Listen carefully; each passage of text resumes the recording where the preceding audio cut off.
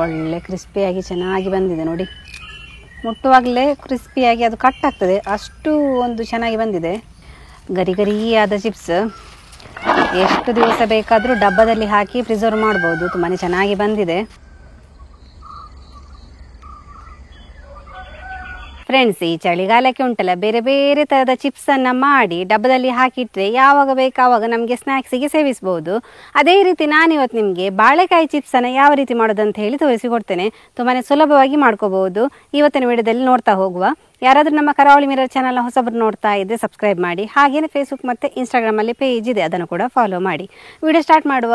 ನಾನು Asha Udupa Kateel. Welcome back to Karavali mirror. ಬಾಳೆಕಾಯಿ chips ಮಾಡಲಿಕ್ಕೆ ಏನು ಕಲರೆಲ್ಲ ಹಾಕಲಿಕ್ಕಿಲ್ಲ, ಸಿಂಪಲ್ ಆಗಿ ಅರಶಿನ ಹಾಕಲಿಕ್ಕೆ ಅಷ್ಟೇ.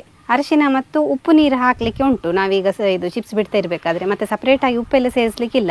4 ರಿಂದ 5 ಚಮಚ ಉಪ್ಪನ್ನು ತಗೊಂಡಿದ್ದೇನೆ. ಕಡಕ್ಕಿರಬೇಕು ಉಪ್ಪು. ಒಂದು 4 ರಿಂದ 5 ಚಮಚ ಆಗುವಷ್ಟು ನೀರನ್ನು ಕೂಡ ತಗೊಂಡಿದ್ದೇನೆ. ಹಾಗೆಯೇ ಒಂದು 3/4 ಚಮಚದಷ್ಟು ಅರಶಿನ ಕೂಡ ತಗೊಂಡಿದ್ದೇನೆ. ಅದನ್ನು ಇವಾಗ ಹಾಕೋತೇನೆ. ಮತ್ತು ಏನು ಹಾಕಲಿಕ್ಕಿಲ್ಲ. ಈ ಉಪ್ಪು ಮತ್ತು ಅರಶಿನದ ನೀರನ್ನು ಚಿಪ್ಸ್ ಮಾಡಬೇಕಾದ್ರೆ ಎಣ್ಣೆಗೆ ಹಾಕಲಿಕ್ಕೆ ಉಂಟು. ಈ ಉಪ್ಪು ಮತ್ತು ಚಿಪ್ಸಿಗೆ ಹಿಡಿತದೆ. ಮತ್ತು ಸಪ್ರೇಟಾಗಿ ನಾವು ಉಪ್ಪೆಲ್ಲ ಹಾಕಿದರೆ ಆ ಚಿಪ್ಸ್ನ ಮೇಲೆ ಹಾಕಿದ್ರೆಲ್ಲ ಹಿಡಿಯುವುದಿಲ್ಲ. ಈ ಥರ 2 ರಿಂದ 3 ಕಡೆ ಸೀಳಿಕೊಂಡಾದ ನಂತರ ಸಿಪ್ಪೆ ತೆಗಿಬೇಕು. ಆವಾಗ ಸುಲಭಕ್ಕೆ ಸಿಪ್ಪೆ ಬರ್ತದೆ ತೆಗಿಲಿಕ್ಕೆ.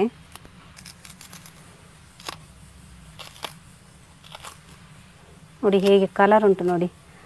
ನೇಂದ್ರ ಬಾಳೆ ಆಗಿರೋದ್ರಿಂದ ಈ ಥರ ಒಳಗಡೆ ಕೆಂಪಾಗಿ ಚೆನ್ನಾಗಿರ್ತದೆ. ನಮ್ಮ ಚಿಪ್ಸಿಗೆ ಉಂಟಲ್ಲ, ಬಾಳೆಕಾಯಿ ಚಿಪ್ಸಿಗೆ ನೇಂದ್ರ ಬಾಳೆಯಲ್ಲಿ ಮಾಡಿದ್ರೇ ಚೆನ್ನಾಗಿ ಬರೋದು. ಬೇರೆ ಬಾಳೆಕಾಯಿನ ಅಷ್ಟು ಯೂಸ್ ಮಾಡಿದರೆ ಚೆನ್ನಾಗಿ ಬರೋದಿಲ್ಲ ಚಿಪ್ಸ್. ಫುಲ್ಲು ಸಿಪ್ಪೆ ತೆಗೆದಾಯಿತು. ರಾ ಬಾಳೆಕಾಯಿ ನೋಡಿ, ಅಂದರೆ ಇದರಲ್ಲೆಲ್ಲ ಮೇಣ ಎಲ್ಲ ಇರ್ತದೆ ನೋಡಿ, ಅದೆಲ್ಲ ಹೋಗಬೇಕು. ಹಾಗೆಯೇ ಕನೇರು ಕೂಡ ಹೋಗಬೇಕು. ನೀರಲ್ಲಿ ಹಾಕೋದ್ರಿಂದ ಇದು ಕಪ್ಪಾಗೋದಿಲ್ಲ. ಇನ್ನು ನಾವು ಚಿಪ್ಸ್ ಮಾಡಲಿಕ್ಕೆ ಸ್ಟಾರ್ಟ್ ಮಾಡುವ. ಇಲ್ಲಿ ನಾವು ಆಲ್ರೆಡಿ ನೀರಲ್ಲಿ ಹಾಕಿಟ್ಟಂತಹ ಬಾಳೆಕಾಯಿ ಇದೆ ನೋಡಿ. ಈ ಬಾಳೆಕಾಯಿನ ಸ್ವಲ್ಪ ತೆಗೆದು ಕೆಳಗಿಡುವ. ಡೈರೆಕ್ಟ್ ನಾವು ಇದನ್ನು ನೀರಿನಿಂದ ತೆಗೆದು ಚಿಪ್ಸ್ ಮಾಡಲಿಕ್ಕೆ ಬಿಟ್ಟರೆ ಎಣ್ಣೆ ನಮಗೆ ರಟ್ತದೆ. ಹಾಗಾಗಿ ಸ್ವಲ್ಪ ಇದು ಆರಲಿ. ಎಣ್ಣೆ ಚೆನ್ನಾಗಿ ಕಾದಿದೆ. ನಾವು ಚಿಪ್ಸ್ ಬಿಡ್ತಾ ಬರುವ. ತುಂಬ ಮೇಲೆ ನಾವು ಸ್ಲೈಸರನ್ನು ಹಿಡಿಯೋದು ಬೇಡ, ಸ್ವಲ್ಪ ಕೆಳಗೇನು ಹಿಡಿದು ಈ ಥರ ಹಾಕ್ತಾ ಹೋಗುವ.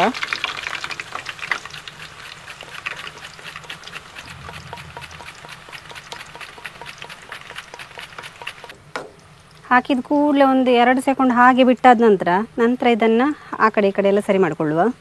ಮತ್ತು ನೀವು ಏನು ತಲೆ ಬಿಸಿ ಮಾಡ್ಕೊಳ್ಳಿಕ್ಕಿಲ್ಲ. ಅದು ಮೇಲೆ ಬಿತ್ತು ಅದು ಒಂದಕ್ಕೊಂದು ಅಂಟ್ತದೆ ಏನಿಲ್ಲ. ನಮಗೆ ಅದು ಕಾದಾಗ ಉಂಟಲ್ಲ ನೋಡಿ, ಆ ಚಿಪ್ಸ್ ಕಾಯ್ತದೆ ನೋಡಿ ಚೆನ್ನಾಗಿ ಎಣ್ಣೆಯಲ್ಲಿ ಕಾದಾಗ ಅದು ಒಂದರೊಂದು ಬಿಟ್ಟು ಬರ್ತದೆ.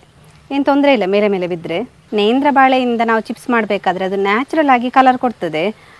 ತುಂಬ ಏನು ಮತ್ತೆ ಕಲರ್ ಹಾಕಬೇಕಂತಲಿಲ್ಲ. ಅಂದರೆ ಅರಿಶಿನ ಕೂಡ ತುಂಬ ಹಾಕಬೇಕಂತ ಇಲ್ಲ ನೋಡಿ. ಇದು ಆಲ್ರೆಡಿ ಯೆಲ್ಲೋ ಕಲರ್ ಆಗಿದೆ.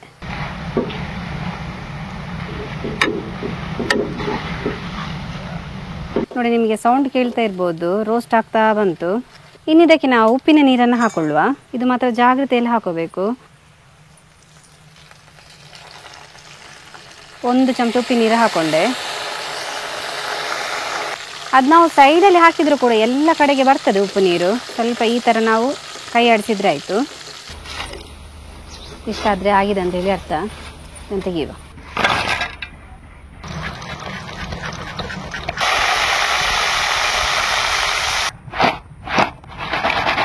ಹೇಗೆ ಬಂದಿದೆ ನೋಡಿ ನಮ್ಮ ಕುರುಮ್ ಚಿಪ್ಸ್. ಒಳ್ಳೆ ಕ್ರಿಸ್ಪಿಯಾಗಿ ಚೆನ್ನಾಗಿ ಬಂದಿದೆ ನೋಡಿ. ಮುಟ್ಟುವಾಗಲೇ ಕ್ರಿಸ್ಪಿಯಾಗಿ ಅದು ಕಟ್ ಆಗ್ತದೆ, ಅಷ್ಟು ಒಂದು ಚೆನ್ನಾಗಿ ಬಂದಿದೆ ನೋಡಿ. ಗರಿ ಗರಿಯಾದ ಚಿಪ್ಸ್ ಎಷ್ಟು ದಿವಸ ಬೇಕಾದರೂ ಡಬ್ಬದಲ್ಲಿ ಹಾಕಿ ಪ್ರಿಸರ್ವ್ ಮಾಡ್ಬೋದು. ತುಂಬಾ ಚೆನ್ನಾಗಿ ಬಂದಿದೆ. ನೋಡಿದ್ರಲ್ಲ ಫ್ರೆಂಡ್ಸ್, ನಮ್ಮ ಬಾಳೆಕಾಯಿ ಚಿಪ್ಸ್ ಯಾವ ರೀತಿ ಬಂದಿದೆ ಅಂತ ಹೇಳಿ. ನೇಂದ್ರ ಬಾಳೆಕಾಯಿನ ಚಿಪ್ಸ್ ತುಂಬಾ ಚೆನ್ನಾಗಿ ಬಂದಿದೆ. ನೀವು ಕೂಡ ಈ ರೆಸಿಪಿ ಇಷ್ಟ ಆದರೆ ತಪ್ಪದ ಮನೆಯಲ್ಲಿ ಟ್ರೈ ಮಾಡಿ. ಹಾಗೆಯೇ ಈ ವಿಡಿಯೋ ಇಷ್ಟ ಆದರೆ ನಿಮ್ಮ ಫ್ರೆಂಡ್ಸಿಗೆ ರಿಲೇಟಿವ್ಸ್ಗೆಲ್ಲ ಹೆಚ್ಚು ಶೇರ್ ಮಾಡಿ. ಯಾರಾದರೂ ನಮ್ಮ ಕರಾವಳಿ ಮಿರರ್ ಚಾನಲ್ ಹೊಸಬರು ನೋಡ್ತಾ ಇದ್ದರೆ ಸಬ್ಸ್ಕ್ರೈಬ್ ಮಾಡೋದನ್ನು ಮಾತ್ರ ಮರಿಬೇಡಿ.